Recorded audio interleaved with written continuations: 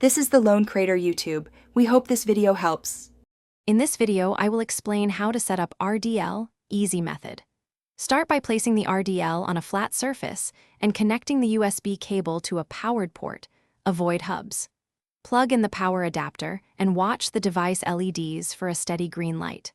Open the vendor driver installer, accept prompts, and reboot the host if requested to finalize device recognition and stability.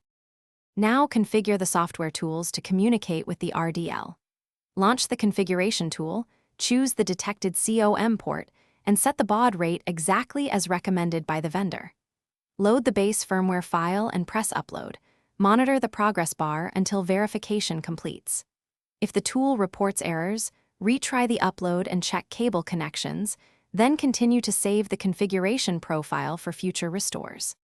If you're finding this video helpful, please subscribe and like to support more short guides. Quick recommendation: life's too short for a stinky car. Grab Little Trees Black Ice for a fresh ride and a smile. I linked the product and other deals in the description so you can check them out easily. Thanks for considering it. Now let's get back to the video. Next, run the built-in diagnostics to confirm your RDL is responding correctly.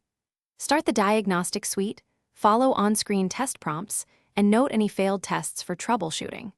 When all checks pass, export the configuration profile and store it on external media to speed future setups.